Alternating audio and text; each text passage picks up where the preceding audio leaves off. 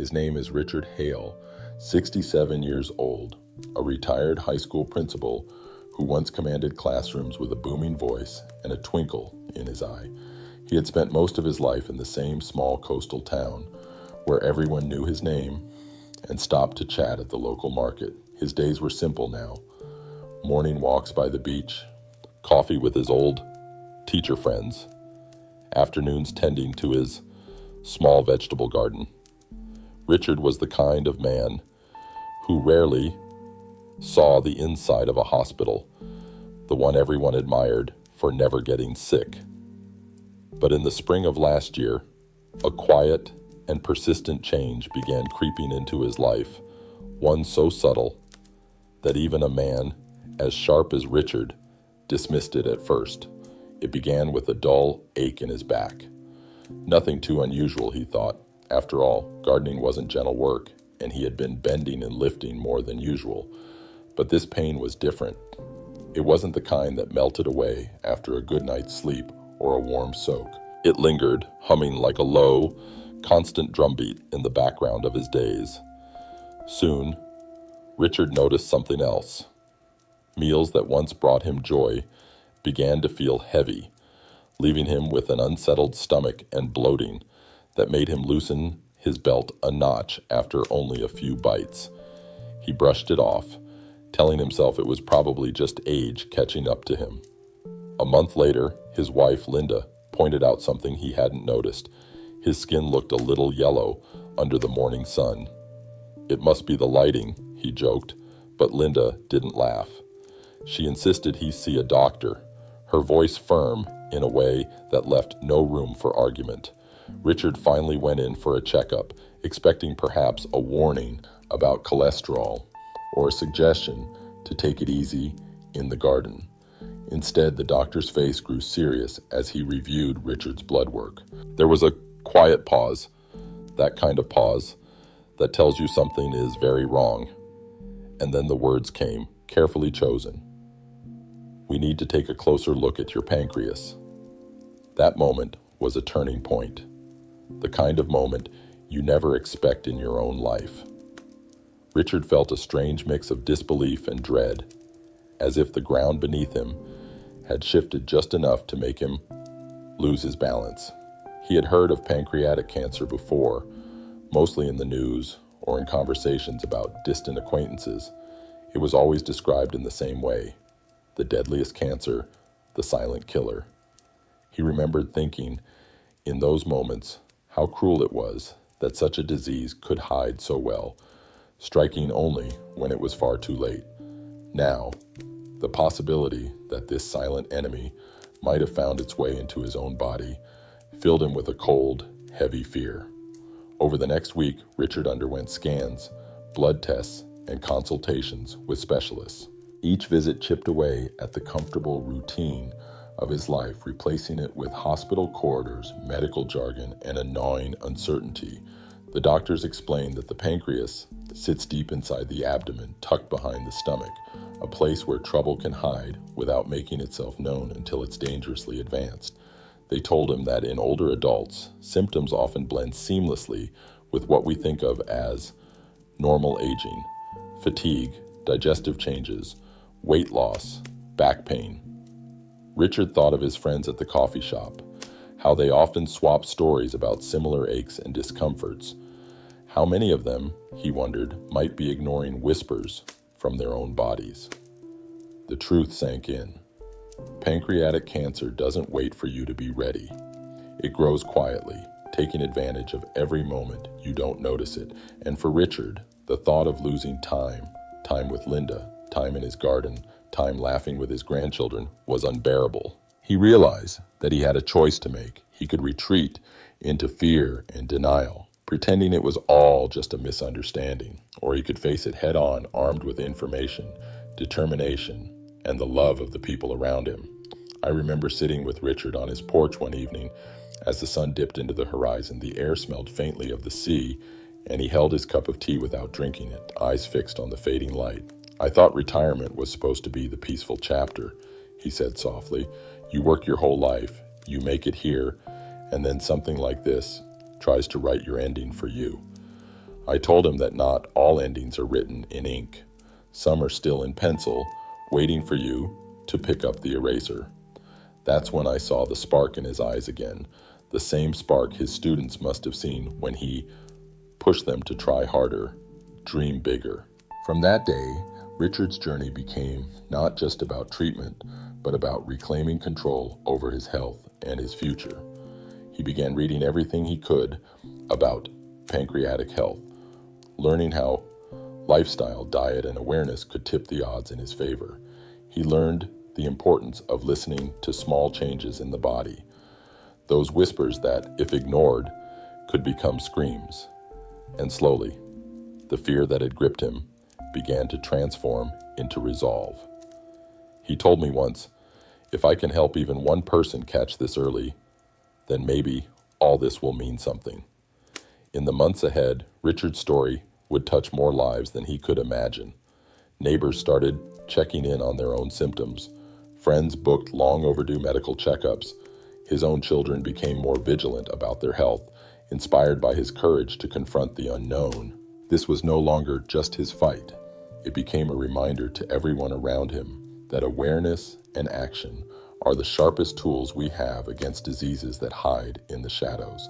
And so, as we begin this journey together in this video, I want you to see Richard not as a tragic figure, but as a guide.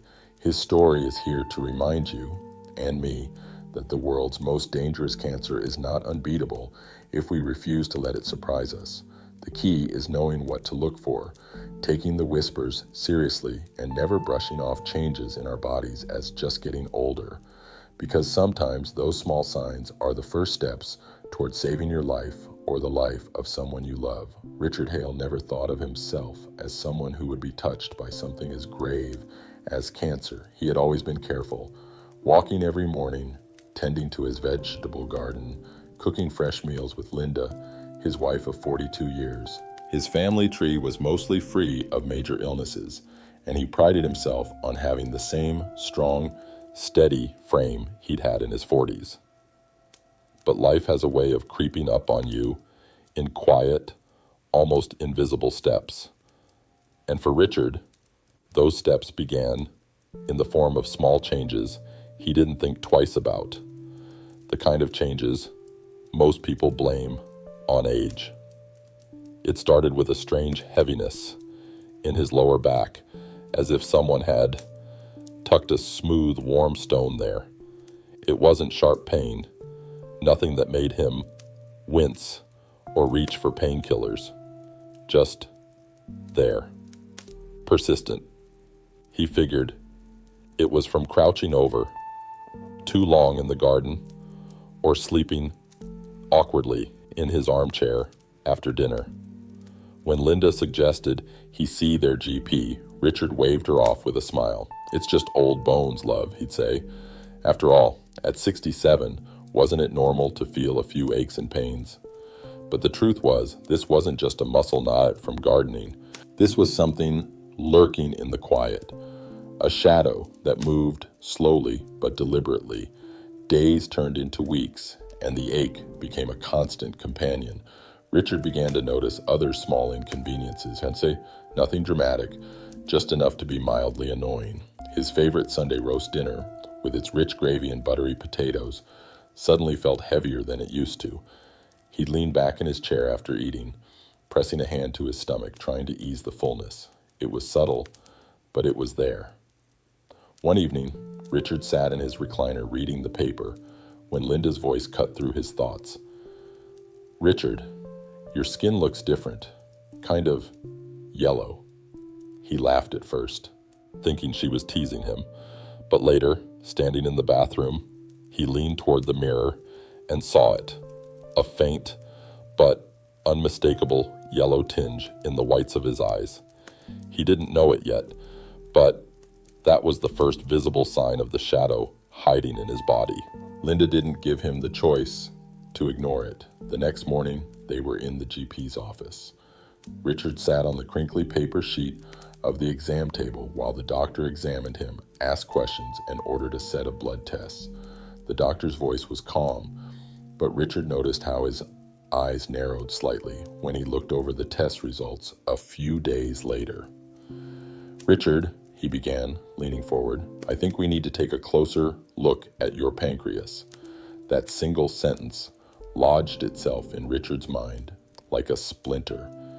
He didn't know much about the pancreas, only that it had something to do with digestion and diabetes. But the way the doctor said it, careful, deliberate, made the room feel smaller. And just like that, Richard's life tilted. The walk back to the car felt longer than usual. Linda reached for his hand, but he kept it in his pocket, afraid that if he touched her, his worry might spill out. That night, Richard couldn't sleep. The house was quiet, except for the soft ticking of the kitchen clock. He lay staring at the ceiling, thinking about his children, his grandchildren, the summer trip they had planned to the lake. The word pancreas kept looping in his mind, and though no one had yet said the word cancer, he could feel it lingering in the background, like a shadow you sense, even when you can't see it. In the days that followed, Richard tried to keep busy. He pulled weeds in the garden, repaired a loose fence post, helped a neighbor fix a squeaky gate. But there was a heaviness to every moment, like he was waiting for a storm to arrive. Linda noticed he wasn't eating much.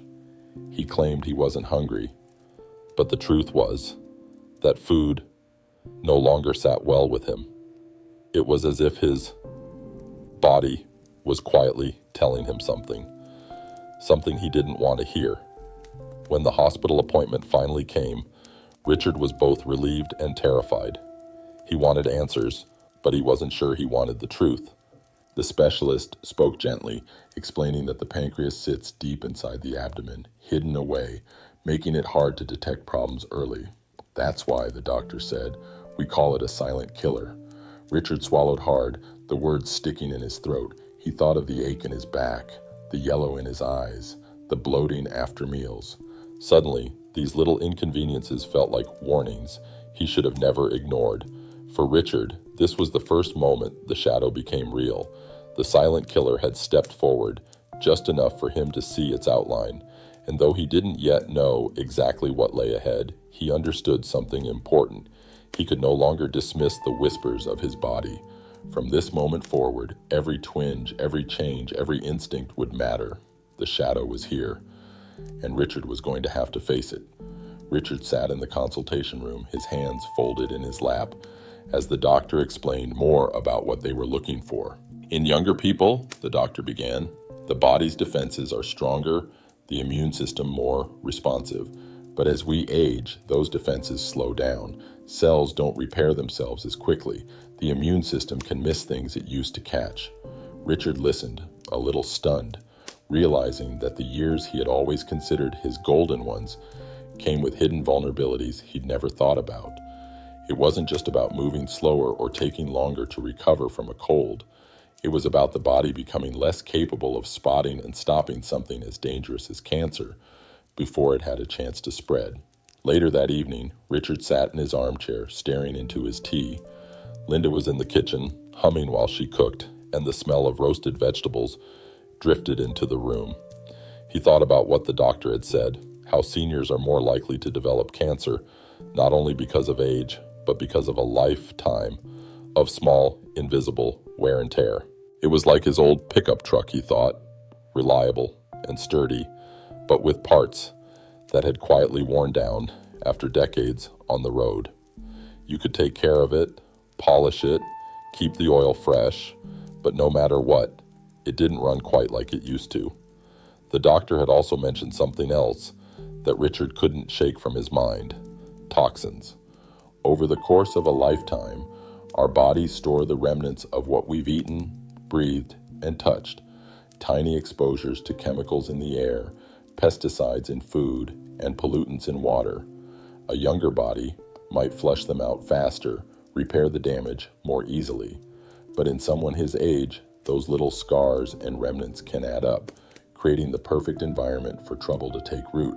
Richard thought back to his years as a young teacher, when he'd spend weekends sanding wood in his garage without a mask, or those long summers painting the house with strong-smelling oil-based paint. Back then, no one thought much about what those fumes could do to you years later. Over dinner, Linda brought up something Richard hadn't considered. "It's not just toxins," she said quietly. "It's all the times you ignored the little things. The indigestion you brushed off. The fatigue you called just tired." Richard wanted to argue, but he knew she was right. He had always been the kind of man who kept going no matter what, never wanting to be a bother. Even now, sitting at the table, with the yellow tinge still faint in his skin, he found it hard to admit that his body might have been trying to tell him something for years. One afternoon, a week later, Richard's son, Daniel, stopped by with the grandkids. The children ran around the living room laughing, while Daniel sat down beside his father. "Dad," he said, "I've been reading about pancreatic cancer. It's not good news, especially for older people, but it says here that early detection can make a huge difference. You just have to be willing to listen to your body." Richard nodded, hearing the unspoken plea in his son's voice. "Don't ignore this. Don't leave us too soon." In that moment, Richard realized that this wasn't just his fight. It was his family's fight too. That night, Richard took a slow walk in the garden under the pale glow of the moon. He ran his hand over the tops of the tomato plants, remembering the joy he'd felt when the first blossoms appeared each spring.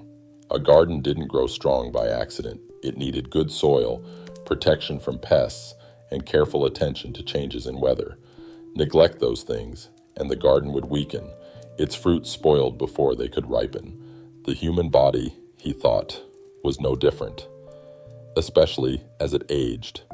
If you didn't nurture it, protect it, and watch for warning signs, it could falter quietly, almost invisibly, until it was too late. By now, Richard understood why this illness seemed to choose people his age. It wasn't just bad luck. It was the slow erosion of the body's natural defenses, the accumulation of a lifetime's exposures, and the human tendency to shrug off small discomforts as just getting older. And for the first time, he wasn't angry about his age. He was grateful for what it had taught him, that nothing is more valuable than time, and that time was exactly what he was fighting for. Richard had never thought much about the pancreas. To him, it was just another mysterious organ somewhere in the body, like the spleen, something you vaguely knew existed but never worried about. That changed the day his specialist used an analogy that stuck in his mind. "Richard," the doctor had said, "think of your body as an orchestra. Your heart, lungs, stomach, liver, they're all instruments playing together to keep you alive and well. Your pancreas is the conductor. You don't always notice it, but without it, the music falls apart." It was the first time Richard truly understood how important this hidden organ was. The pancreas, tucked deep behind the stomach, quietly directed the flow of digestion and controlled the release of insulin, keeping blood sugar levels steady. Without it, meals couldn't be broken down properly. Energy couldn't reach every cell efficiently. The more the doctor explained, the more Richard pictured the conductor's baton waving invisibly inside him, keeping his internal symphony in harmony. And he realized that if the conductor faltered, the entire performance could collapse in chaos. In the evenings after his appointments, Richard would sit on the porch with a notebook. He began jotting down what he learned about the pancreas, not in medical terms, but in simple language he could remember. Breaks down fats, proteins, and carbs, he wrote in one column. Makes insulin and glucagon, he added in another. Underneath, he scrawled in larger letters, "If this stops working, nothing works right." It startled him to think that this small organ, no bigger than his hand, could hold so much power over his health. Linda, always curious, asked him one night, "So what does it mean if something goes wrong with it?" Richard thought for a moment before answering. "It means my body can't digest food properly, can't control my blood sugar, and if it's cancer, it means I might not even know until it's almost too late." He watched as Linda's face tightened. They both understood that the danger wasn't just in the illness itself. It was in how quietly it could grow, hidden behind a curtain of ordinary symptoms.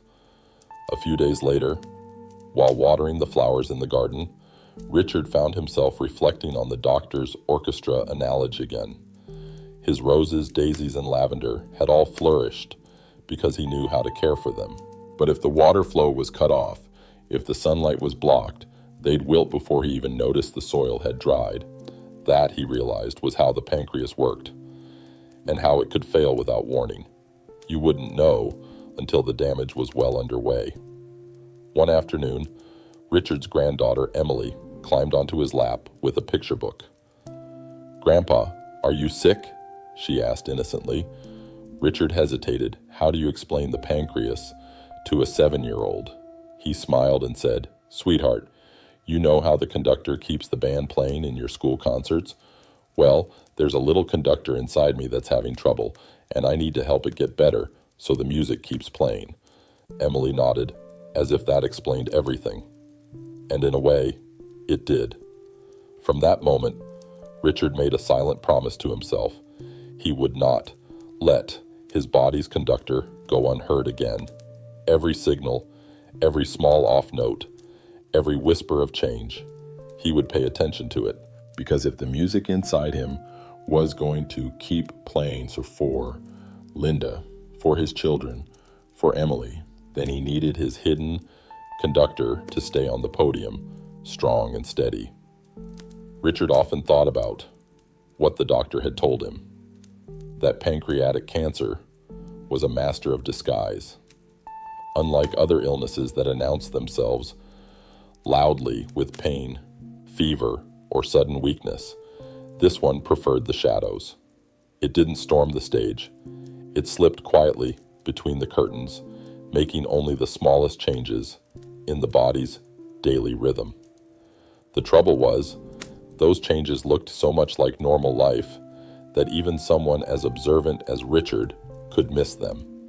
He thought back over the past year, replaying moments like puzzle pieces in his mind. There was the morning he'd woken with that dull ache in his back and assumed it was from trimming the hedges too long. There were those few weeks he'd lost a little weight, and Linda had teasingly said, "Maybe it's all that gardening working in your favor." Even the yellowish tint in his skin could have been blamed on spending more time in the sun. It was as if the cancer knew exactly how to hide in the familiar, how to mask danger as harmless everyday life. One evening, as they sat at the kitchen table, Linda said quietly, "You know, Richard, if it weren't for that yellow in your eyes, we might never have gone to the doctor." He nodded, a heavy truth settling over him. What if that small sign had never shown up? How much longer would he have gone on, convinced nothing serious was wrong? The thought made his chest tighten.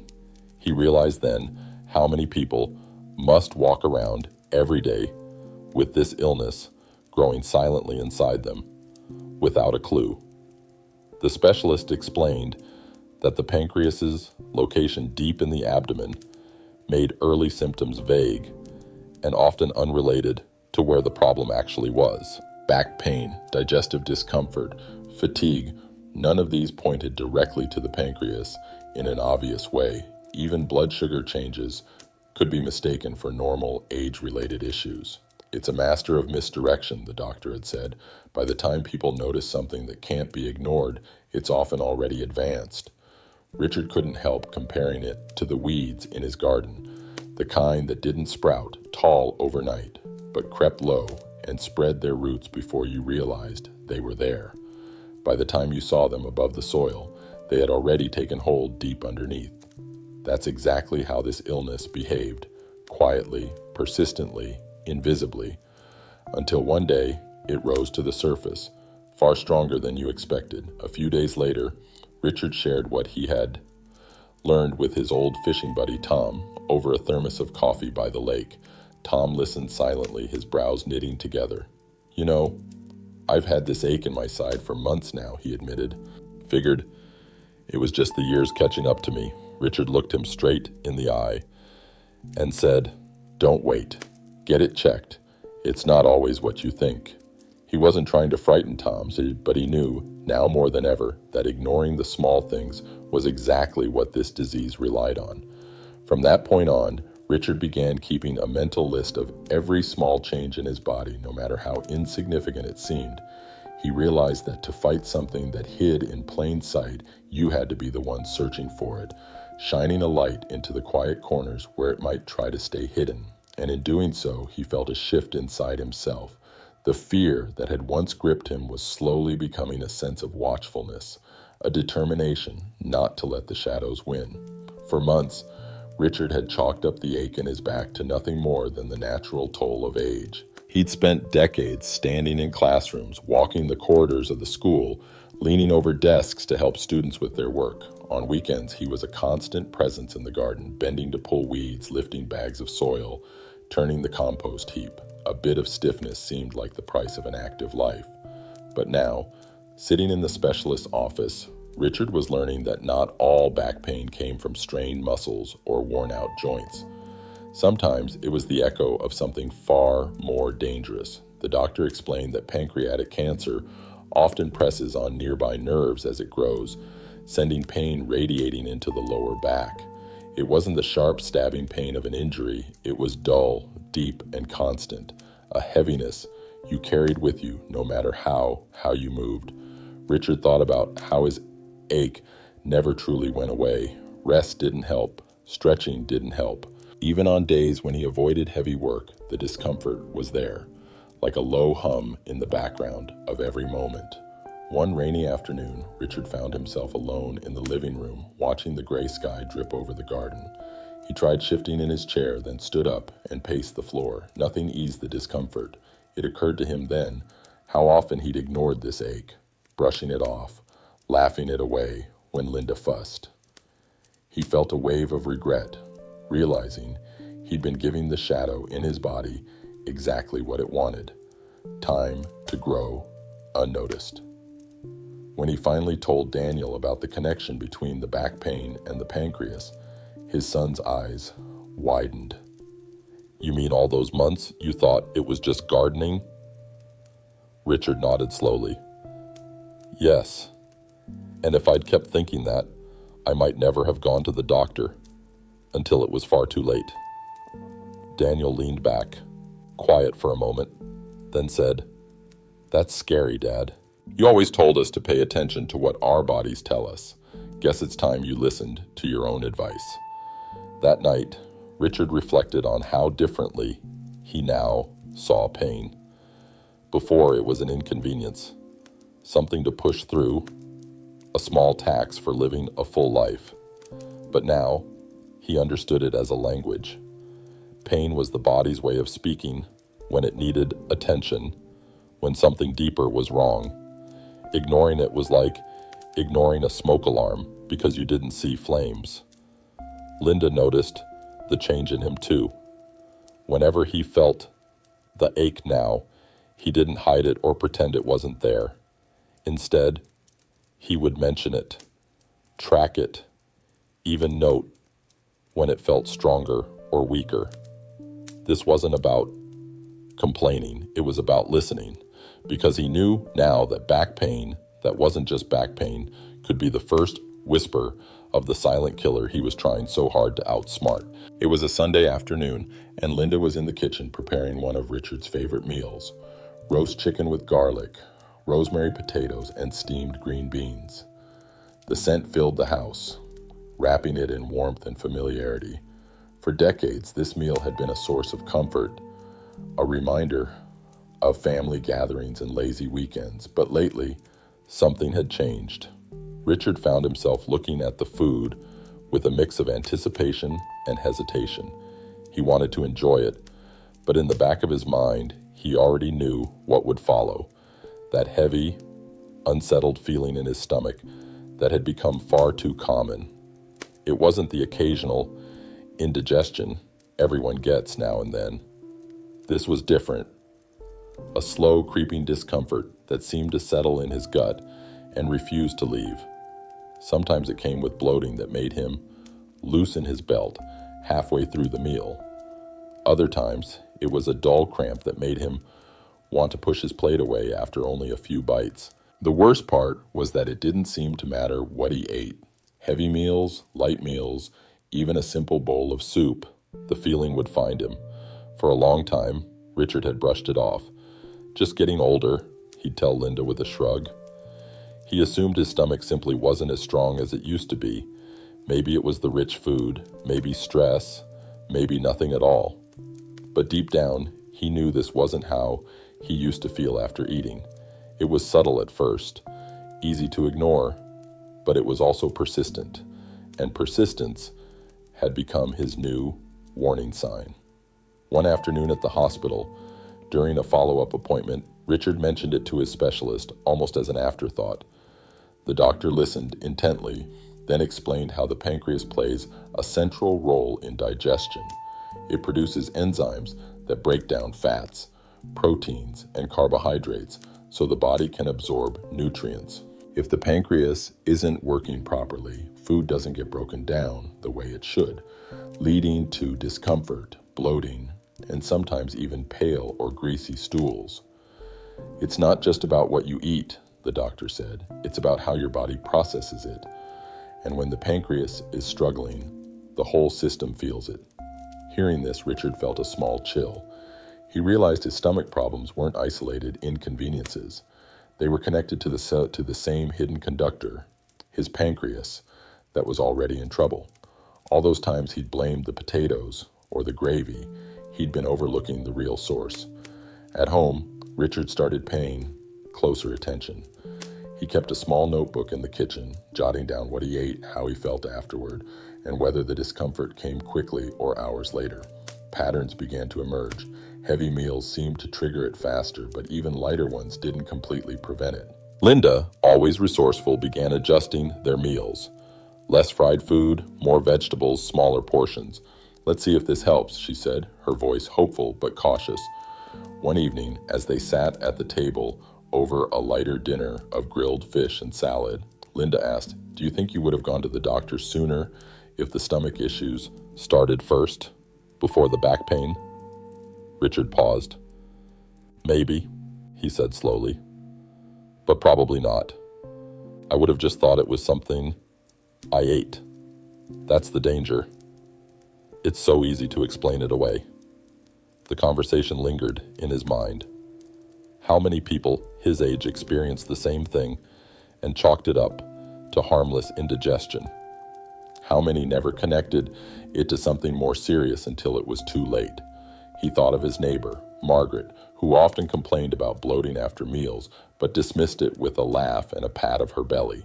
Should he say something, or would it just sound like he was worrying too much? A few days later, over coffee at the local cafe, Richard mentioned his digestive troubles to his old fishing buddy, Tom. Tom frowned and said, "Funny you should say that. I've been getting that a lot lately too, especially after big meals, but I figure it's just age." Richard leaned forward. "That's what I thought too. But you know what? It might be your body telling you something's wrong, something deeper. Don't ignore it, Tom." That conversation left Richard thoughtful. He realized his journey wasn't just about his own health anymore. The more he learned, the more he felt a responsibility to share it, gently, without fear-mongering, but honestly. Because if even one person caught the signs early because of something he said, it would matter. The changes at home became part of their daily rhythm. Linda experimented with simpler meals, vegetable soups, steamed fish, lean chicken, and plenty of fresh fruit. Richard noticed the heaviness wasn't as bad after these meals, but it never fully disappeared, and the fact that it persisted, no matter what they tried, kept him uneasy.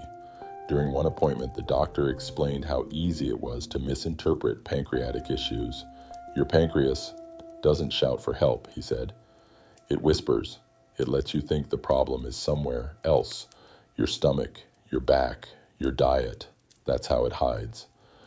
Richard thought about that often, about how he had ignored the whispers for so long. One quiet evening, he sat at the kitchen table alone, the notebook of food notes in front of him. The pages told a story he hadn't wanted to read. Discomfort was consistent, and it wasn't going away. The back pain, the digestive troubles, the fatigue, they were all pieces of the same puzzle. And now that he could see the picture more clearly, he knew he had to act faster, not slower. Linda joined him at the table, placing a cup of chamomile tea in front of him. "You're thinking about it again, aren't you?" she said softly. Richard nodded. "I am, and I think the message is clear. No more waiting. If my body's been trying to tell me something, it's time I really listen." In that moment, Richard made another quiet promise to himself to treat every symptom, no matter how small, as worthy of attention, because he now understood that the strange digestive problems he had once ignored weren't random at all. They were a signal, maybe the most important one his body had ever sent. And if he wanted more years of Sunday roasts, garden walks, and evenings with Linda, he had to follow that signal wherever it led. Richard would later say that of all the symptoms he experienced, it was the yellow in his eyes that finally broke through his denial. Back pain could be blamed on gardening. Digestive problems could be dismissed as indigestion. But when the whites of your eyes change color, there's no easy excuse. It had been Linda who noticed it first. One morning, as Richard sat at the kitchen table, sipping his coffee, she paused mid-step on her way to the sink. "Richard, your eyes look different." He looked up at her, puzzled. "Different how?" She leaned closer, her face tightening. "There's a yellow tint. It's faint, but it's there." Richard chuckled nervously. Probably just the morning light. But Linda didn't smile. Her voice carried that edge he'd learned long ago, meant she was dead serious. "No, Richard. This isn't the light. You need to get this checked now." At first he resisted. "It's nothing. Maybe I'm just tired." But Linda wouldn't let it go. That afternoon, she drove him to their GP's office herself. The doctor listened carefully, then examined Richard's eyes under the bright white beam of a pen light. The expression on his face shifted almost imperceptibly, but Richard caught it. Concern. Real concern. "We need to run some tests," the doctor said quietly. Over the next few days, Richard learned what the yellow really meant. The term was jaundice, a buildup of bilirubin in the blood, often caused by a blockage in the bile duct. In his case, the most likely cause was something pressing against that duct. And given his other symptoms, the suspicion was high that it was coming from the pancreas. The specialist explained it simply. "Your liver produces bile to help digest fats. That bile drains into your intestine through a small tube, the bile duct. If something blocks it, bile builds up in your bloodstream. That's what turns your eyes and skin yellow." Hearing this, Richard felt a strange mix of fear and relief. Fear, because the explanation pointed toward the very disease he dreaded. Relief, because finally, here was a symptom he couldn't brush aside. It was visible, measurable, undeniable. Linda, ever the pragmatist, began reading everything she could about jaundice. "It's one of the few signs you can actually see with your own eyes," she told Richard one evening. "That means we caught something we might have otherwise missed." He knew she was trying to find the silver lining, and in truth, he clung to that thought too. In the mirror, Richard studied his reflection. The change wasn't dramatic yet, just a golden undertone to the whites of his eyes and a faint warmth to his skin. But now that he saw it, he couldn't unsee it. He found himself glancing at his reflection several times a day, as if the color might shift without warning. The doctor scheduled imaging scans to investigate the blockage. In the waiting room, Richard noticed an elderly man sitting across from him, his skin a deep yellow. Their eyes met briefly, and Richard wondered if he was seeing his own future. He hoped desperately that it wasn't too late for either of them. That evening, Daniel stopped by after work. He listened quietly as Richard explained the jaundice, the tests, the possibility of a tumor pressing on the bile duct. Daniel's jaw tightened. "Dad, I wish you'd gone in sooner." Richard didn't argue. "I know. I thought I had time. I thought it was just small things." He paused, then added, "If I've learned anything, it's that small things are sometimes the biggest warnings." The days waiting for test results were heavy. Richard found himself thinking about all the moments he had dismissed changes in his body.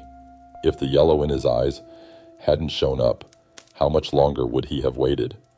Would he have missed the narrow window where treatment was still possible? Linda tried to keep life feeling normal. She made lighter meals, insisted they take short walks, encouraged him to read instead of sitting in silence. But in the quiet moments, Richard knew she was worried, as he would catch her watching him when she thought he wasn't looking, her eyes lingering on his face, as if memorizing every line. One morning, he stepped outside and felt the cool sea breeze against his skin. The sunlight caught his reflection in the kitchen window, and for a moment, he saw himself as Linda must have seen him. Older, a little tired, with that unmistakable yellow in his eyes. He thought of Emily, his granddaughter, running to him with her arms outstretched. He thought of the garden in spring, the rows of tomatoes he'd been planning to plant. He thought of the fishing trips he still wanted to take with Tom. And he knew, in that moment, that whatever the scans showed, he wasn't going to waste any more time. The call from the hospital came 3 days later. The test confirmed a mass near the head of the pancreas, pressing on the bile duct. It wasn't the news Richard had hoped for, but it was news that could finally direct the next step. The specialist explained that early jaundice detection sometimes allowed for earlier intervention. "It's not too late, son," he said, "but we need to move quickly." That night, Richard and Linda sat together on the porch, wrapped in a shared silence that didn't need words. Finally, Richard said softly, "I used to think getting older meant you could afford to ignore little things. But it's the opposite, isn't it? You have to pay closer attention than ever." Linda squeezed his hand. "Yes, because sometimes those little things are the only warning you get." In the weeks to come, the yellow in Richard's eyes would fade slightly after certain treatments, but he never forgot the day Linda first saw it. To him, it wasn't just a symptom. It was the turning point that forced him to face the truth. The moment the shadow stopped hiding, the moment he decided his health was worth fighting for, no matter what lay ahead. And from then on, whenever he looked in the mirror, he didn't just see the yellow, he saw a reminder that even the smallest change can carry the loudest message if you're willing to listen. The first time Richard noticed his belt felt looser, he smiled. For years, his doctor had hinted that dropping a few pounds might do his joints some good, so when the notch on his belt moved in by one hole, it felt like a small victory. But the weight kept coming off. By the second month, another notch. By the third, his trousers, once snug around the waist, hung with a looseness that felt strange. It wasn't as though he had started dieting. His meals were lighter now. Yes, but he wasn't skipping them. He still had his morning toast and eggs, still enjoyed a sandwich at lunch, and still sat down to dinner with Linda every evening. Yet the scale kept moving downward. Linda noticed it too. "You're shrinking before my eyes," she said one morning, running her hands along the fabric of his shirt. "You've lost more weight than you realize." At first, Richard brushed it off. "It's just the healthier meals you've been making. I suppose my body's finally catching up." But the truth was, he hadn't felt this lean in decades, and not in a good way. The hollows in his cheeks were a little deeper. His wedding ring slipped on and off more easily. Even his shoes felt looser. It was as if his body was quietly dismantling itself, piece by piece. During his next appointment, Richard mentioned the weight loss to his specialist. The doctor leaned back in his chair. "You haven't been trying to lose weight, correct?" Richard shook his head. "Not at all." The doctor nodded slowly. "That's important. Unexplained weight loss can be a sign that your body isn't absorbing nutrients properly, especially when the pancreas is involved." He explained that when the pancreas can't produce enough digestive enzymes, food passes through without being broken down fully, leading to nutrient loss and weight dropping off without effort. That explanation sat heavy in Richard's mind. He realized this was more than just a cosmetic change. It was his body's way of telling him that something was fundamentally wrong with how it was functioning. He thought back to all those evenings when even small meals had left him bloated and uncomfortable. It was as if his body had been sounding an alarm in pieces. Back pain, digestive trouble, jaundice, and now weight loss had joined the chorus. Linda became even more watchful. She started serving him extra portions, encouraging him to have a slice of bread with butter or a second helping of soup.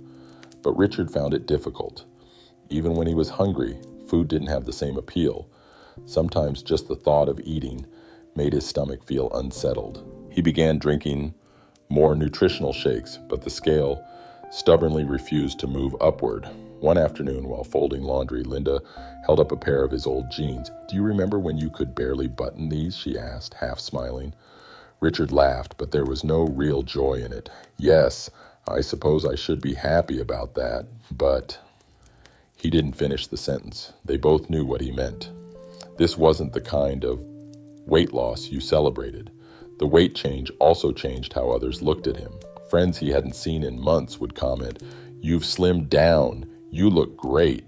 Richard would force a smile and say thank you, even though inside he wanted to tell them that not all weight loss is a sign of good health.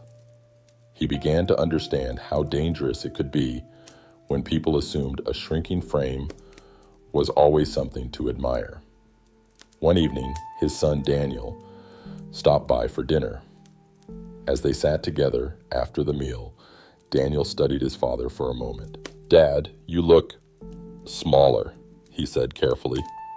Richard sighed. "I know, and it's not on purpose." Daniel leaned forward. "I read somewhere that unexplained weight loss can be a sign of something serious, especially in older adults." Richard gave a small, sad smile. "You don't have to tell me, son. I'm living proof." The next week, Richard had another conversation with his specialist. "It's easy to ignore weight loss when it happens slowly," the doctor said, "but when it happens without trying, especially when other symptoms are present, it's a red flag. It's your body telling you it's losing fuel faster than it can replace it." Richard thought about that on the drive home. He had always considered weight to be something you manage with diet and exercise, but now he understood it as a deeper measure of how well the body could sustain itself. In his garden that weekend, Richard noticed how a plant deprived of nutrients slowly withers, even if you keep watering it. The leaves pale, the stems weaken, the blossoms fall away before they have the chance to open fully. He realized that his own body wasn't much different. Without the pancreas doing its job, he was being starved from the inside out, even as he continued to eat. One particularly quiet evening, Richard sat at the dining table with a notebook, just as he had done with his food diary. This time, he began logging his weight, marking each week's number and how he felt physically. The downward trend on the page was sobering, but it also gave him a sense of clarity, a visible record that reminded him he couldn't afford to ignore this any longer. Linda sat down beside him, placing a hand on his arm. "I know it's hard to see," she said softly, glancing at the numbers. "But now we have proof. Now we can show the doctors exactly what's been happening." Richard nodded. "Yes, and I think it's time we ask them about every possible option. treatment, supplements, anything to slow this down. And from then on, Richard looked at his weight differently. It wasn't about appearance anymore. It was about survival.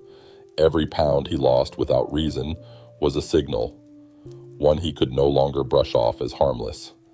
And though he didn't yet know what the next steps would be, he was certain of one thing. This was no longer a mystery to be ignored. It was a message, written in numbers on the scale, that demanded his full attention. Richard had always been a man in motion. Even in retirement, his days were filled with small, purposeful routines, tending to the garden, mending things around the house, helping neighbors carry groceries, or tinkering in his shed. He liked to joke that his only exercise plan was never sitting still for too long. But in the months leading up to his diagnosis, something began to shift. It wasn't a sudden collapse of energy. It was more like a slow dimming of the lights.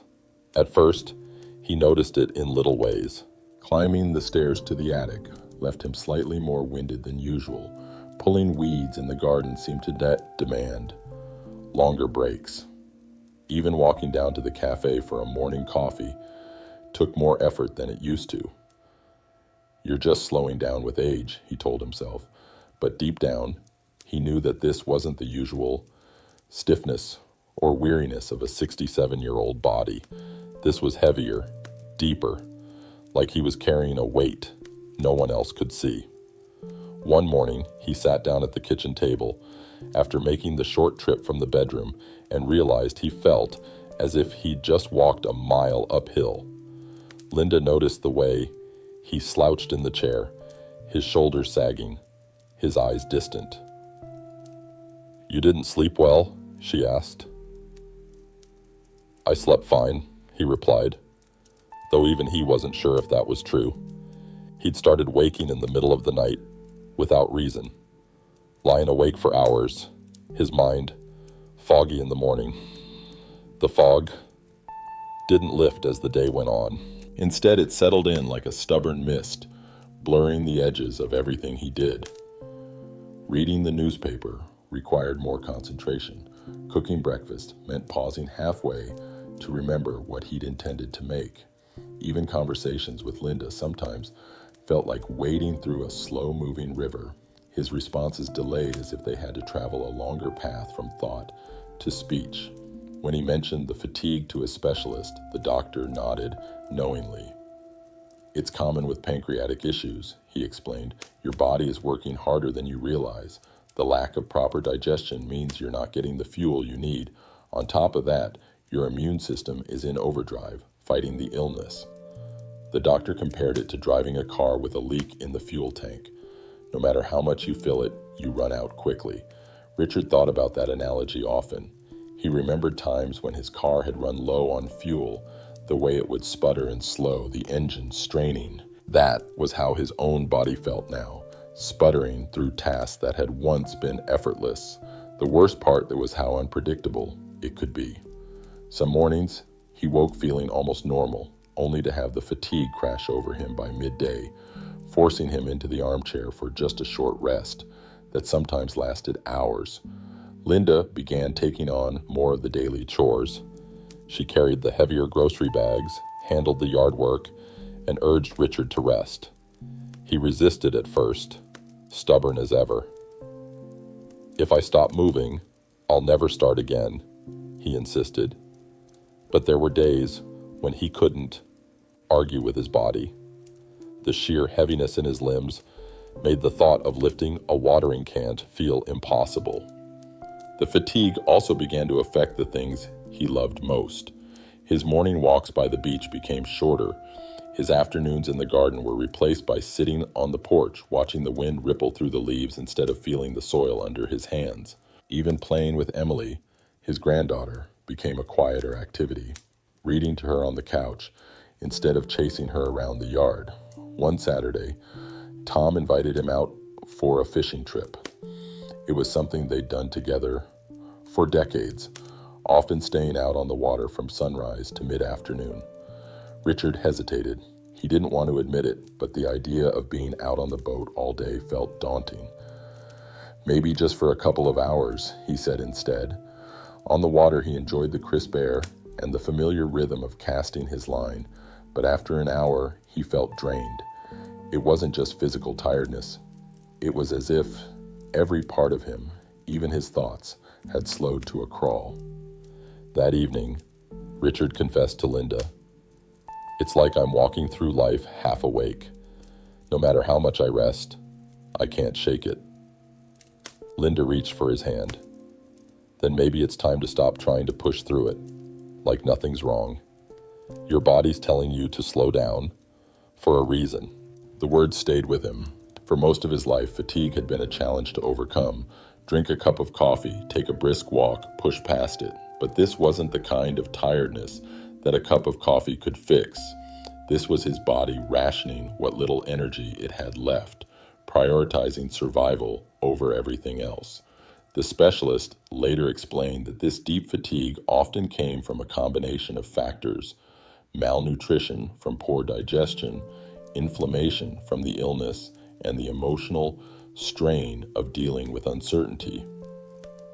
"It's not just your body that's tired, the doctor said. It's your mind and your spirit too." Hearing that helped Richard see his fatigue in a different light. Instead of fighting it, he began respecting it. On days when the fog was thick, he allowed himself to rest without guilt. He took slower walks, spent more time listening to music, and let himself nap in the afternoon sun. Strangely, the more he accepted his limits, the more he found small bursts of energy returning in between the heavy spells.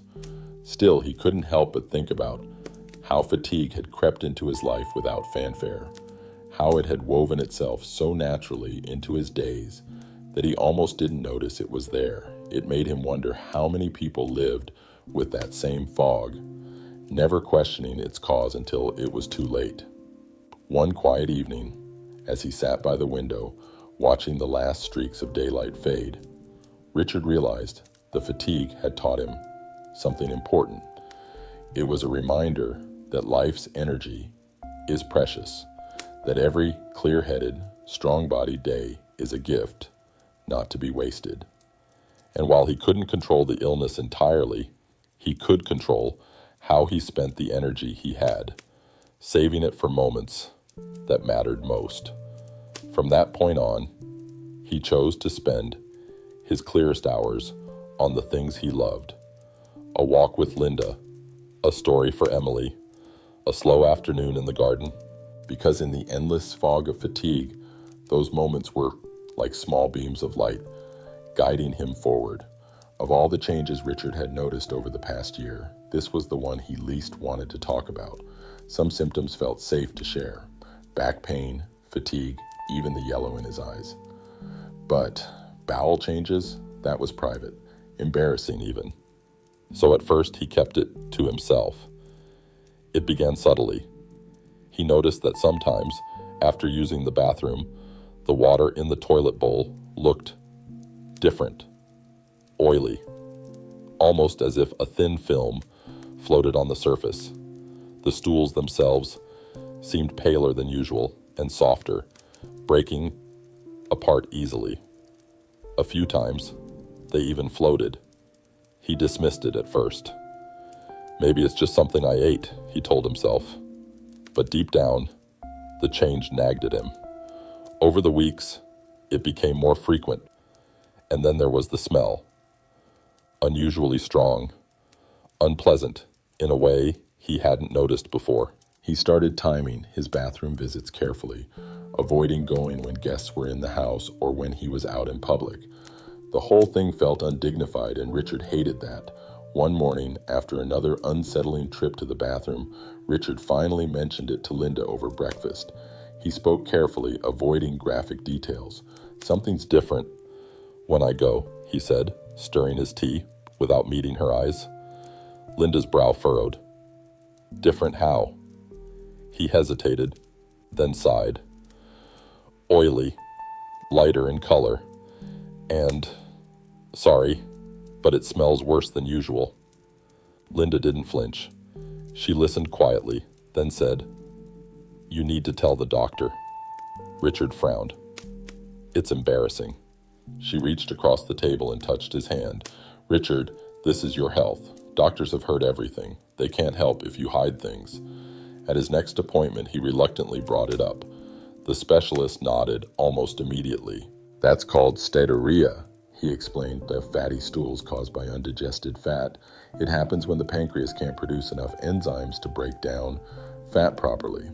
Instead, the fat passes right through your system." The doctor explained that the pancreas wasn't just about blood sugar and insulin.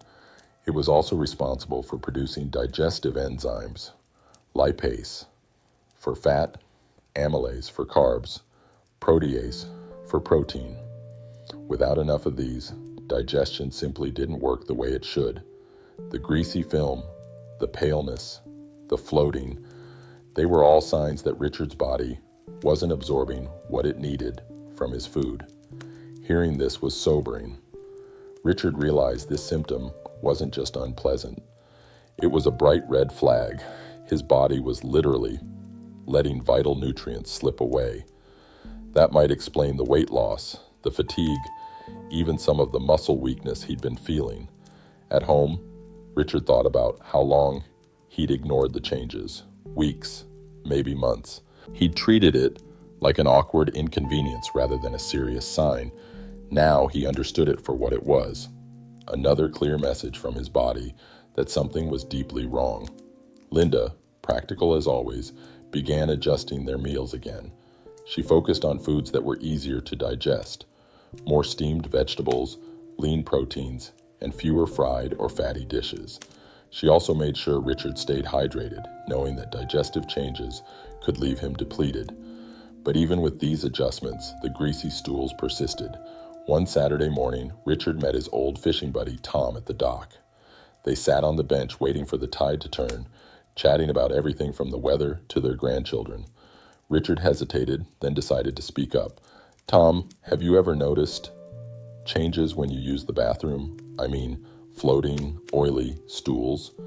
Tom looked startled, then sheepish. "Actually, yeah, but I just figured it was my diet." "Why?" Richard told him in careful terms what the doctor had explained. "It could be a sign your pancreas isn't working right. I wouldn't ignore it." Tom nodded slowly. "Maybe I should get that checked." That conversation left Richard thoughtful. He realized how easy it was for people to overlook this symptom or to feel too embarrassed to bring it up, just as he had. And yet, it could be one of the earliest, clearest indicators of a serious problem. In the following weeks, Richard became more open about it with his family, not in graphic detail, but enough to make the point. If something changes in the bathroom and it keeps happening, pay attention. It's not always just food or age. Sometimes it's your body trying to warn you. He told Daniel and Emily's mother, not because they were sick, but because he wanted them to be aware. "Don't be embarrassed," he said. "Embarrassment won't save your life." One evening, Richard sat in his armchair, the lamplight soft against the pages of his notebook. He had begun documenting his symptoms in more detail now, not just meals and weight, but bathroom changes, fatigue levels, anything unusual. Looking over the pages, he could see the pattern forming. Each symptom was like a piece of a puzzle. Alone, each one could be explained away. Together, they painted a picture that was impossible to ignore. He closed the notebook and stared out the window at the garden. The roses were blooming, their petals catching the last light of day. He thought about how flowers could look perfectly healthy above the soil while rot quietly spread below the surface. Without checking the roots, you'd never know until it was too late. The same was true for his body. The greasy stools weren't just a bathroom problem. They were a root problem, showing him that something deep inside was failing. That night, as he and Linda prepared for bed, she touched his arm gently. "You've been braver than you think, Richard," she said, talking about this, facing it. "Most people wouldn't." Richard smiled faintly. "I'm not brave, Linda. I'm just finally listening, and I wish I'd started sooner." From then on, Richard made a quiet vow. No symptom was too small, too strange, or too embarrassing to mention, because he now knew that even the most private clues could be the ones that made all the difference.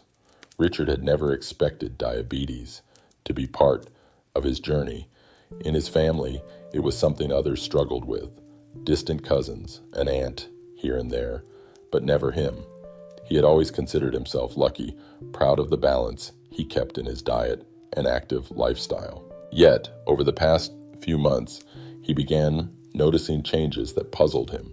Sudden thirst that seemed impossible to quench, frequent trips to the bathroom even at night, and an exhaustion that went beyond the fatigue he'd already been grappling with.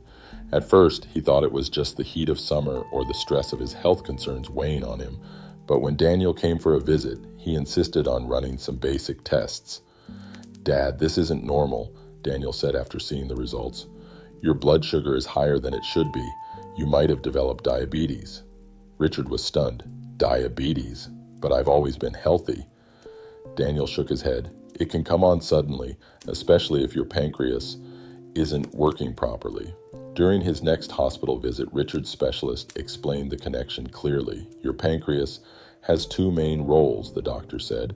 "One is to produce enzymes for digestion, which we've talked about. The other is to produce hormones like insulin that regulate your blood sugar. If the pancreas is damaged, it can't make enough insulin, leading to diabetes. Sometimes this happens suddenly and can be a red flag for pancreatic disease." Richard listened intently, realizing that this wasn't just a separate condition. It was part of the bigger picture of his health battle. The sudden onset of diabetes wasn't random. It was a message from his body that the pancreas was struggling on multiple fronts. Linda took it upon herself to learn everything she could about managing diabetes alongside Richard's other symptoms. She researched diets that stabilized blood sugar, monitored his meals carefully, and encouraged gentle exercise tailored to his energy levels. Richard appreciated her support, but also felt overwhelmed. Diabetes added another layer of complexity to an already difficult situation. One afternoon, as Richard adjusted his diet with Linda's help, he found himself reflecting on how interconnected his symptoms had become. The back pain, digestive troubles, weight loss, jaundice, greasy stools, fatigue, and now diabetes. All were threads woven into the same fabric of his pancreas's declining function. It was a sobering realization that this organ, hidden deep inside him, was the key to so much of his well-being. At home, managing diabetes meant new routines. Richard began checking his blood sugar levels daily, something he never imagined doing. He learned about the importance of consistent meal times, the impact of carbohydrates, and how to recognize signs of highs and lows. It was frustrating at times, and he often felt like he was learning a new language. Despite the challenges, Richard also saw this as another chance to take control. "If I can manage the diabetes well," he told Linda one evening, "maybe it will slow down the damage, or at least give me more time." Linda smiled and squeezed his hand. "We'll do it together." Daniel noticed the toll the new diagnosis took on his father. "It's a lot to handle," he said gently during one visit. "But you've come so far already. You're facing it all with courage." Richard nodded. "I don't have much choice. This is my life now." Richard's experience with sudden diabetes also made him more aware of the risks for others. He began sharing his story cautiously with friends and family, especially those over 50. "If you notice sudden thirst, frequent urination, or unexplained tiredness, get checked," he advised. "It could be more than just getting older."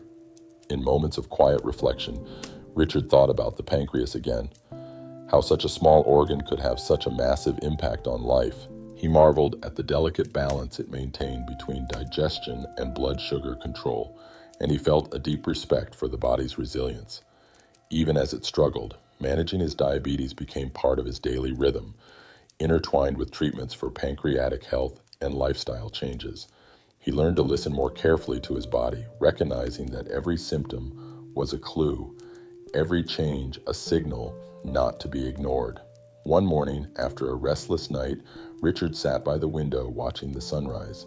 He thought about the path ahead, uncertain, challenging, but still worth walking. The yellow tint in his eyes had faded a bit. The back pain was manageable some days. The fatigue came and went. Now, with the new challenge of diabetes, he understood that this was a fight on multiple fronts. But he wasn't alone. Linda, Daniel, his medical team, all were by his side. And most importantly, Richard had learned to listen, to respect the whispers and warnings his body sent. That willingness to listen, to act, to adapt was giving him something precious: hope. Hope that despite the silent killer lurking in the shadows, there was still time. Time to live, to love, to fight, and to find joy in each day. When Richard first heard the word tests, a wave of anxiety swept over him. He knew the journey ahead would be filled with uncertainty, and each new test felt like opening a door into the unknown. Yet deep down, he also understood that these tests might be the key to fighting back, to uncovering the truth before it was too late. His specialist explained the importance of imaging scans to get a clear picture of the pancreas and surrounding tissues. Richard learned about ultrasound, CT scans, and MRIs, each with its own role in revealing the hidden parts of the body. He imagined the machines as powerful spotlights, shining deep inside to expose what lay beneath the surface. The first was an ultrasound, a simple and painless test where a technician moved a small device over his abdomen, using sound waves to create images of his internal organs. Richard felt a strange comfort in watching the screen, seeing black and white shapes that resembled the familiar outlines he'd only ever guessed existed inside him. Though the images were unclear to his untrained eye, the technician's focused attention gave him hope.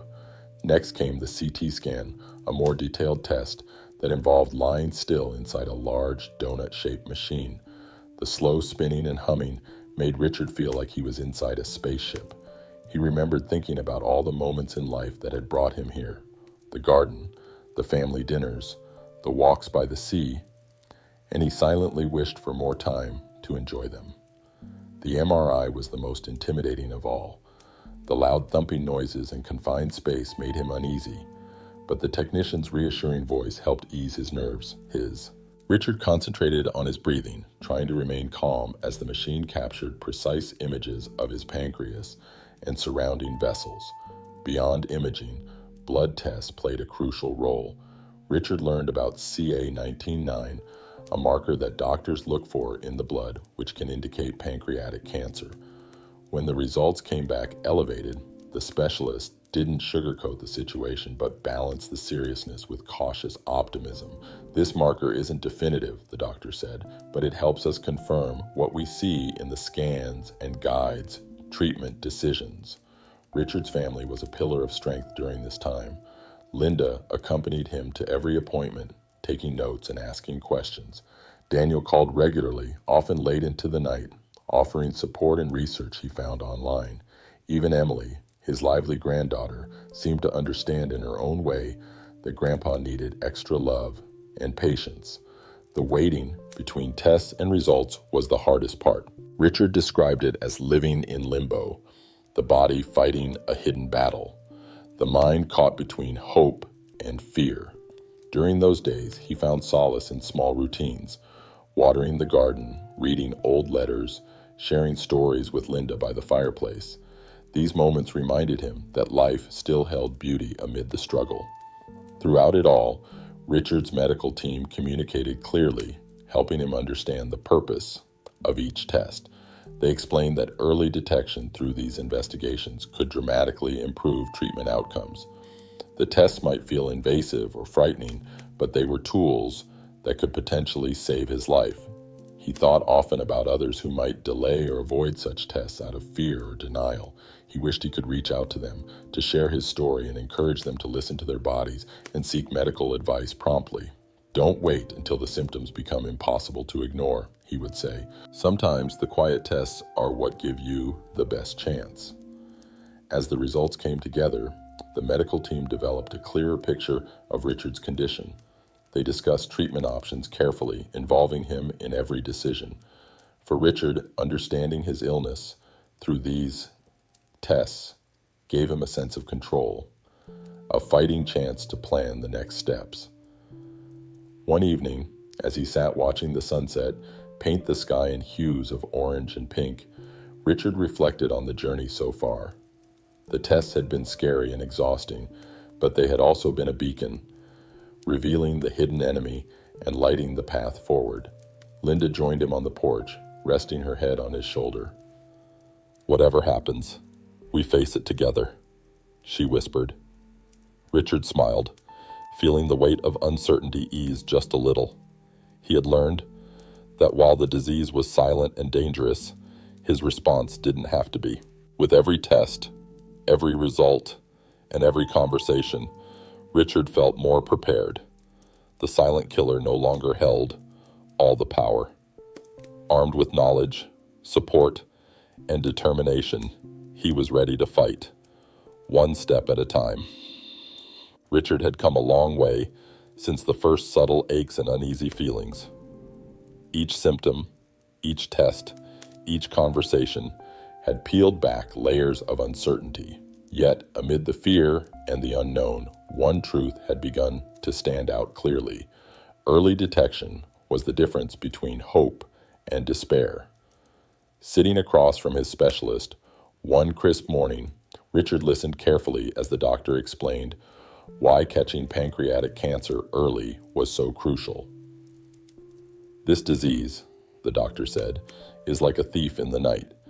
It often grows silently for months, even years, before it makes its presence known. When it finally does, it's usually advanced and harder to treat. But if we catch it earlier, we can intervene, sometimes even with surgery, sometimes with treatments that can slow progression." Richard thought about all the small warnings he had learned to recognize. The back pain that wasn't just back pain, the digestive troubles, the yellow tint in his eyes, the unexplained weight loss, the fatigue that clouded his days. Each of those signs had been a whisper, a hint from his body that something was wrong. Because he had listened, because he had acted, he was now in a place where his options still existed. The specialist explained that pancreatic cancer was often called a silent killer because its early symptoms mimic common ailments or are easily dismissed. But Richard's story, she said, was proof that paying attention could catch the disease at a stage where treatment was more effective. Richard's family also understood the stakes. Linda often reminded him how important it was to attend every appointment, to ask questions, and to stay engaged with his care. Daniel researched clinical trials and new therapies, eager to find anything that might offer additional hope. Even Emily, with her innocent curiosity, became a symbol of the future worth fighting for. One day, Richard found himself reflecting on the timing of his journey. Had he waited too long? Could he have done more? The doctor reassured him gently. "You did what most people don't. You listened. You acted. That makes all the difference." Those words gave Richard strength. He also understood that early detection was not just about medical tests. It was about awareness, education, and courage. It was about not ignoring small changes or rationalizing symptoms away as just aging. It was about listening to the whispers before they became screams. Richard became an advocate for early detection in his community. He spoke at local gatherings, sharing his story, not to scare, but to inform. He urged others to watch for symptoms and seek help promptly. "Don't wait," he told them. "Your body knows more than you think." This advocacy brought new purpose to Richard's days. He realized that even though his own battle was ongoing, helping others recognize the signs early could save lives. He received messages from neighbors who had finally sought medical advice because of his talks. He heard stories of people who caught illnesses earlier and felt empowered to take control.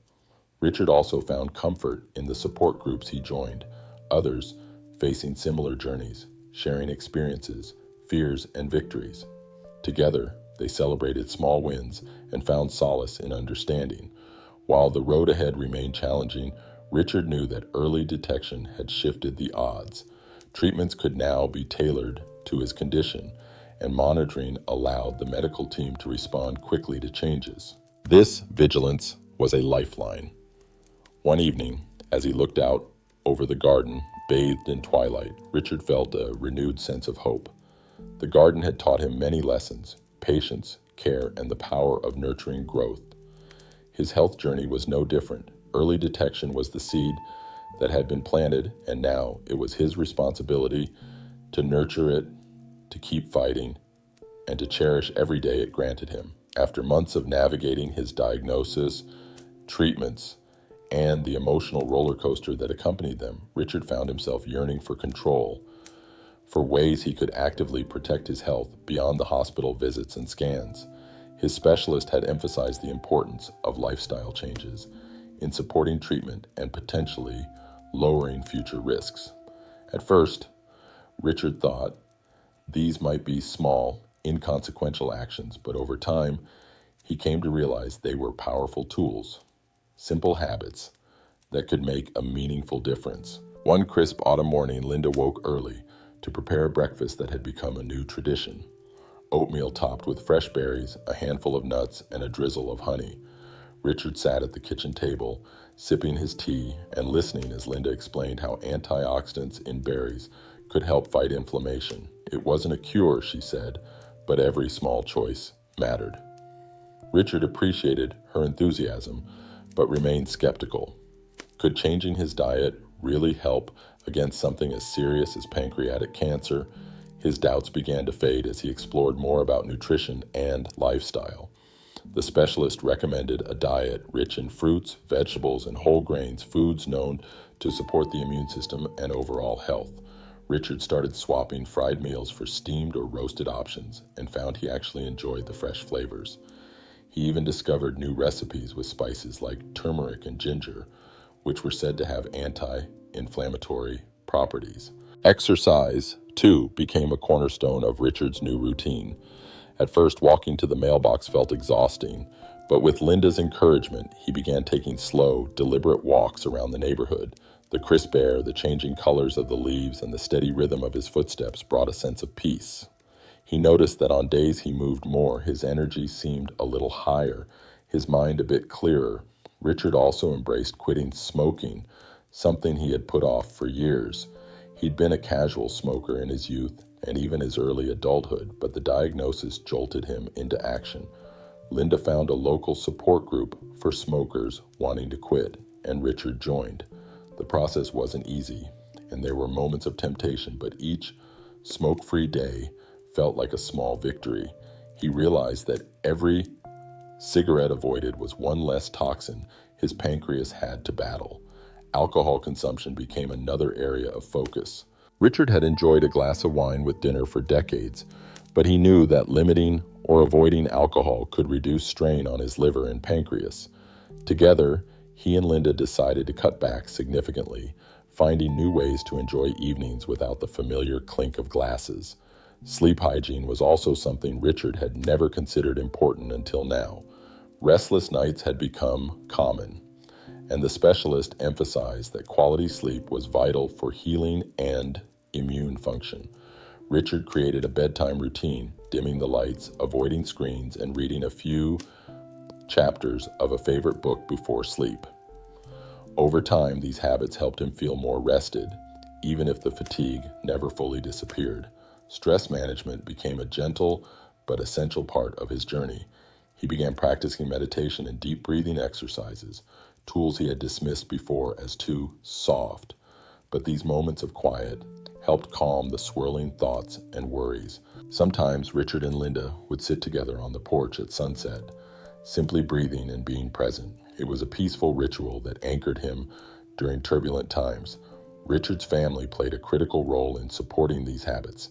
Daniel helped with meal planning and research. Linda ensured the kitchen was stocked with healthy ingredients, and Emily brought laughter and lightness that lifted his spirits.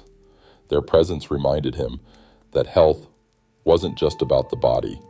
It was about connection, joy, and purpose. One afternoon, Richard shared these lifestyle changes during a community health talk. He spoke not as a doctor, but as someone who had learned firsthand the power of simple habits. "It's not about perfection," he told the group. "It's about small, consistent choices.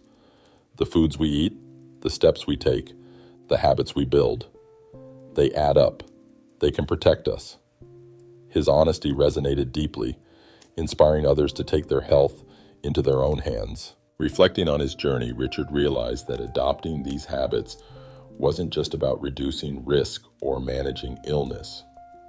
It was about reclaiming agency in a situation that often felt overwhelming. Each healthy meal, each smoke-free day, each peaceful moment was a declaration that he was fighting back.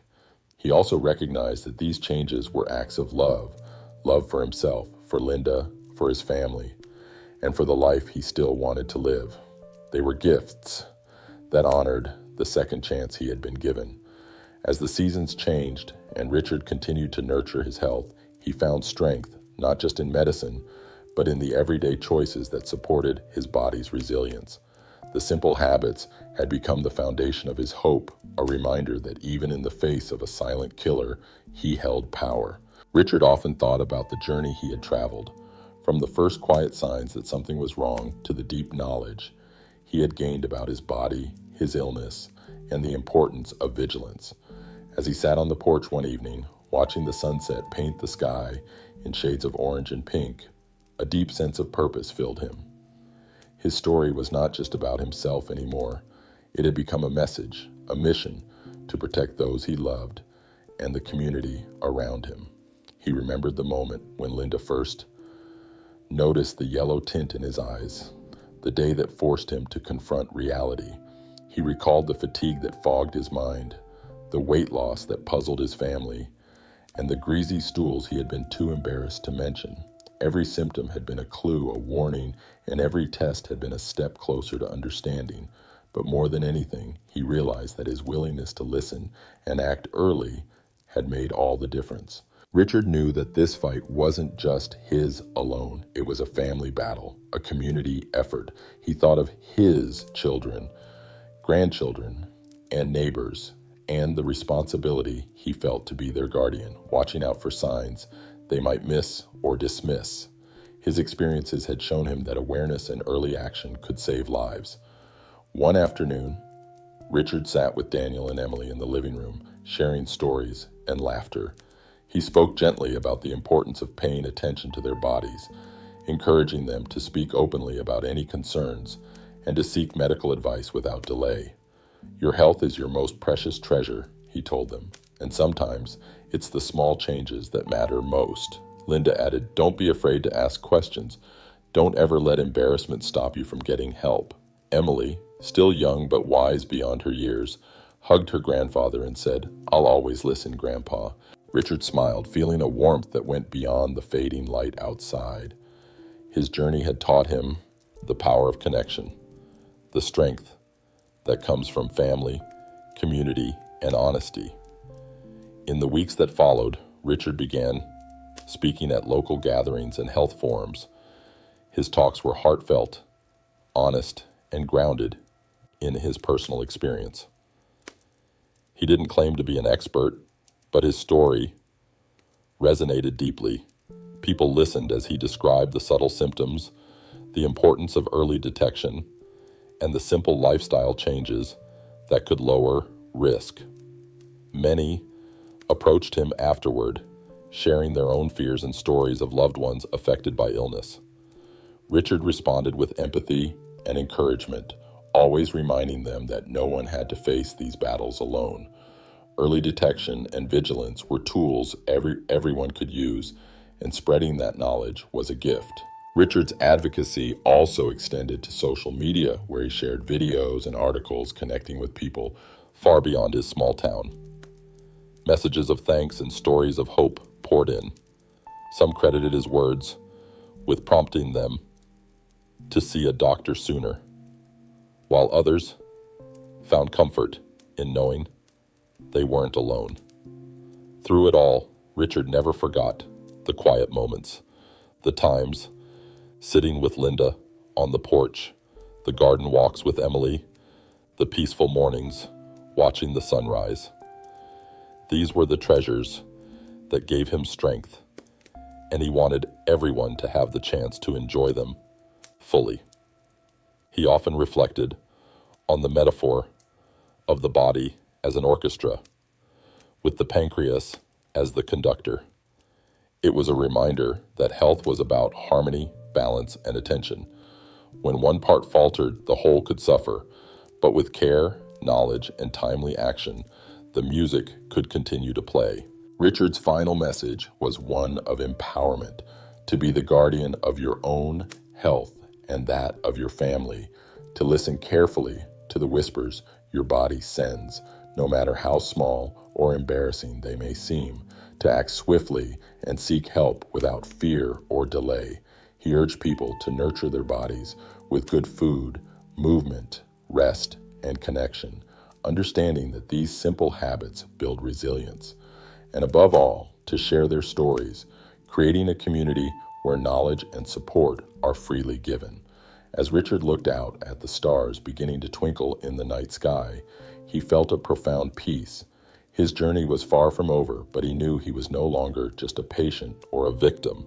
He was a protector, an advocate, and a beacon of hope for those who might one day walk a similar path.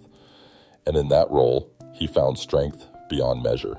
Richard's journey began with quiet signs, a stubborn backache, subtle digestive troubles, and a faint yellowing of his eyes that many might have overlooked or dismissed as just aging. Yet, by choosing to listen to these whispers from his body, he uncovered a silent threat hiding deep within. Through early tests, family support, and lifestyle changes, Richard transformed fear into determination, learning that awareness and action could make a life-saving difference. From the confusion of unexplained weight loss to the fog of relentless fatigue, each challenge revealed a deeper understanding of his body and the power of early detection. His story became more than a personal battle.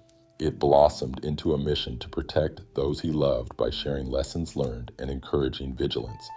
Richard's transformation shows us that even in the face of the world's most dangerous illnesses, hope is found in the simple act of paying attention and caring for ourselves. If you notice the small changes your body whispers, act today, because the smallest signs can lead to the greatest chance of life.